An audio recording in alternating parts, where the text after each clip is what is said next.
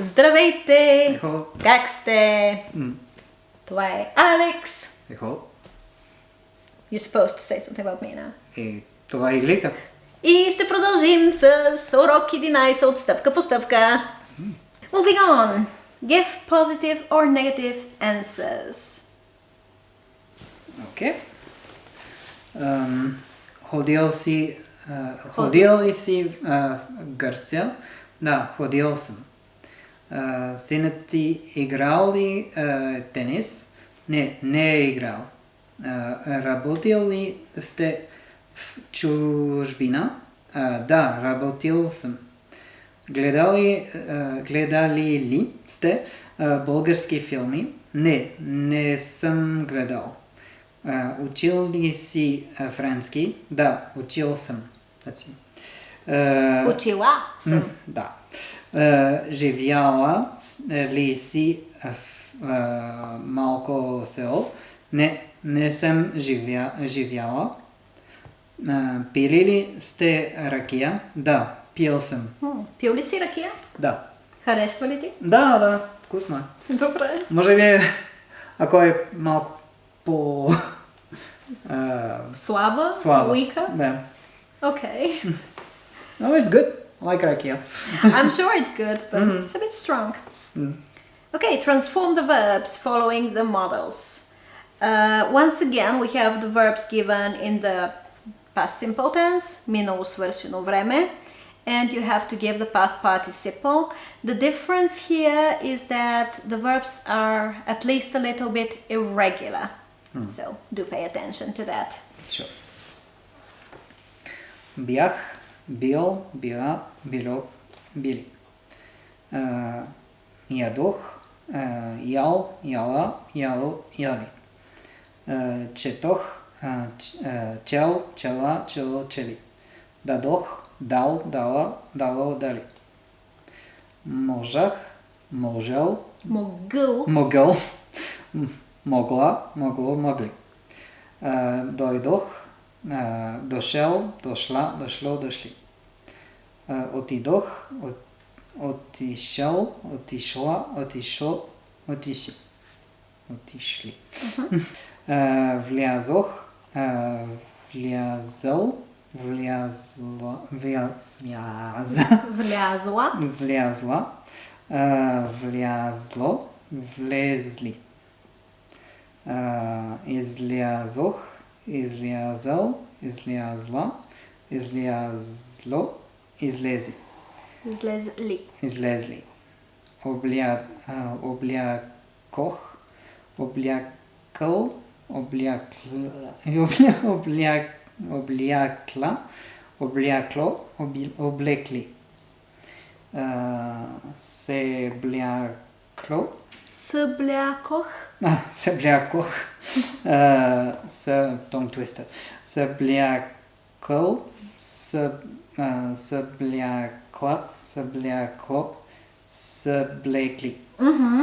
Okay, cool. So you see they're divided a little bit within the table into different types. The first part, they're just irregular. Бях, бил. Ядох, ял. Четох, чел. Дадох, дал. They're shorter and a little bit, they fall outside of the rule for making the past participle. Then the next ones, можах, могъл, дойдох, дошъл, отидох, отишъл. Also, there are some changes. There are some changes of consonants. Можах, могъл, жето г, дойдох, дошъл и краткото ш, отидох, отишъл, д to ш. And another specificity is that we have a disappearing The letter tends to sometimes disappear.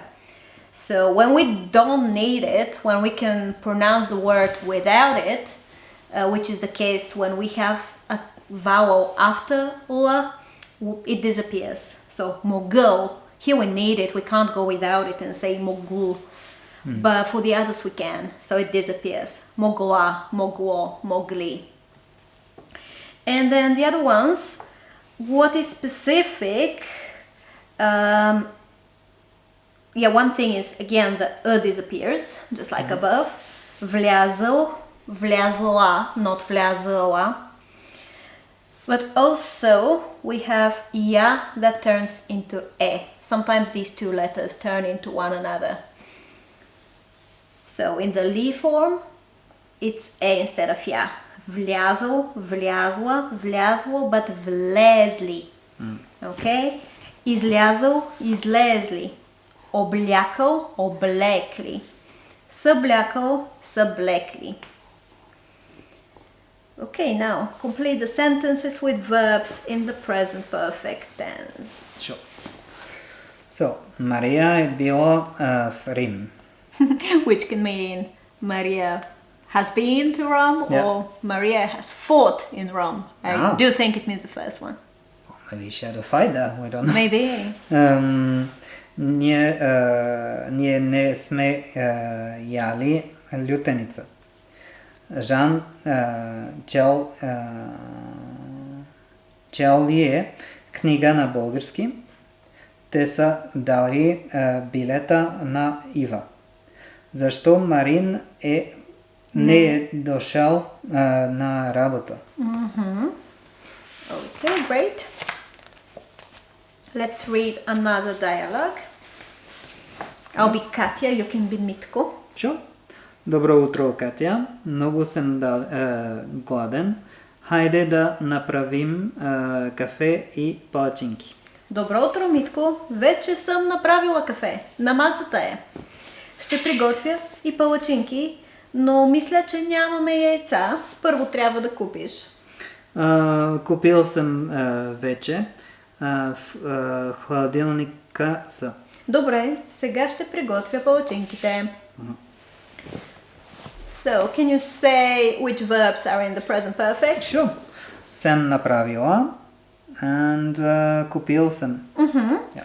Okay, so what's new here is the word вече, which means already, and it is often used with the present perfect tense. Вече съм направила кафе. I have already made coffee. And it is pretty flexible. You can also put it at the end of the sentence. Направила съм кафе. Вече.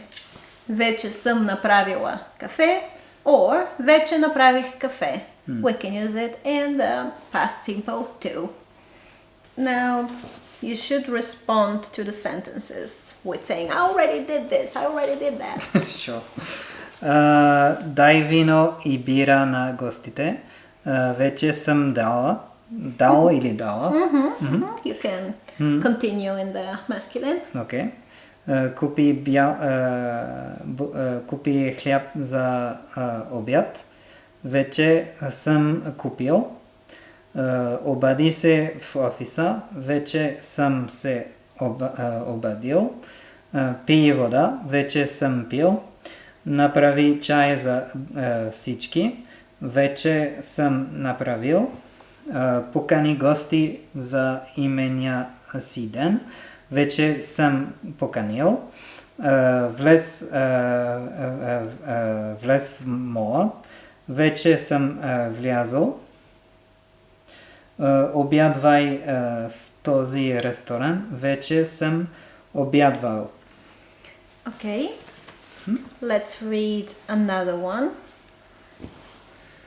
You can ask me if you want. Okay. Валя, ти вече пътува ли до Малта? Не, още не съм пътувала, но следващия месец ще отида на екскурзия до там. Купи ли вече билети? Не, още не съм купила, но скоро ще купя. Защо питаш? Защото и аз искам да дойда. Супер! Значи ще пътуваме заедно. Okay, so we saw вече, already, and a related word is още. Like yet, not yet. Купи ли билети? Да, купих. Or не, още не съм купил. So with още and the negative form, we cannot use the past simple. It is not possible to say something like още не купих. No, there's no way, in terms of evidentiality, there's no way you were there for something that never happened. Yeah. So there is no way you can use the past tense here. You can ask in the past tense, купили, did you buy? But the answer will be не съм, още не съм купил. I have not yet. Okay, and here, did we read? I think we didn't. Can you read the phrases in Sure. the present perfect? So, не съм пътувала, не съм купила. Okay, great. Alright, let's give positive and negative answers to these Sure. questions. So, Христо замина ли за Варна? Да, замина. Не, още не е заминал.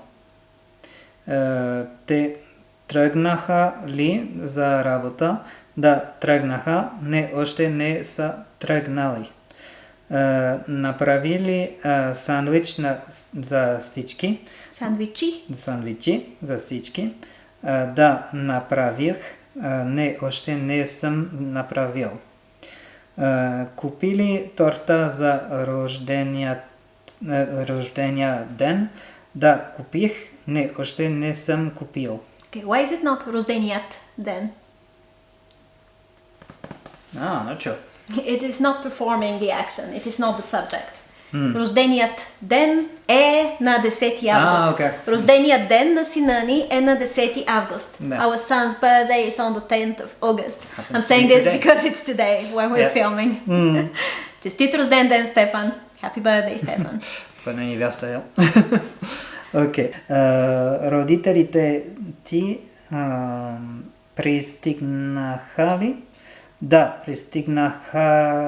пристигнаха. Не, още не са пристигнали. Поканили гости за празника? Да, поканих. Не, още не съм поканил. И спираме тук. We stop here. Ще се видим скоро. Благодарим, че ни гледате. Харесайте, споделяйте, пишете. Чао! Чао!